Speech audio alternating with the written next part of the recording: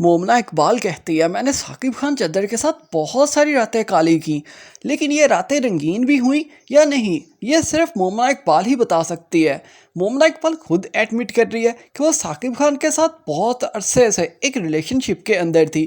ایک وہ وقت بھی تھا جب کوئی لڑکی ایسا کچھ کرتی ہوتی تھی تو اس سب کو چھپاتی ہوتی تھی، لیکن اب یہ سب کچھ فخر کے ساتھ بتایا جاتا ہے کہ میں یہ سب کچھ کرتی رہی ہوں اور اپنی مرضی سے کرتی رہی ہوں۔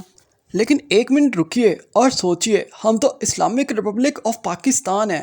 کیا لڑکے اور لڑکی کا ایسے ایک دوسرے کے ساتھ ریلیشن میں رہنا اسلام کے اندر جائز ہے؟ چلیں یہ آپ کو مشکل لگا ہوگا اور آسان کیے دیتا ہوں۔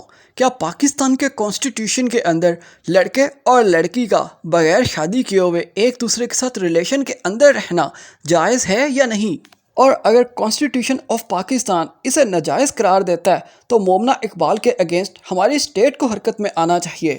اس اینگل سے تو پھر مومنہ اقبال اسٹیٹ کی مجرم ہوئی جس نے پاکستان کے کانسٹیٹیوشن کی وائلیشن کی۔ اب ہونا تو یہ چاہیے تھا کہ مومنہ اقبال کو فوری طور پر اریسٹ کر لیا جاتا اور پورے طریقے سے انویسٹیگیٹ کیا جاتا، لیکن وہ سیمتھی سکین کرتی پھر رہی ہے پورے ملک کی۔ اور سونے پر سہاگا یہ ہے کہ ہمارے ملا اور علماء کرام بھی اس پر خاموش ہیں۔ چلے جو ٹپیکل اور ٹریڈیشنل مولوی ہے وہ اگر کوئی فتویٰ دے گا تو اسے کہہ دیا جاتا ہے کہ یہ تو ایکسٹریمسٹ ہے، لیکن وہ اسکالرز کیوں خاموش ہیں جو پینٹ کوٹ اور ٹائی لگا کر بیٹھ جاتے ہیں اور اپنے آپ کو کہتے ہیں کہ ہم اسلام کے ٹھیکیدار ہیں اور ٹپیکلی اور ٹریڈیشنل علماء کرام بہت برے ہیں؟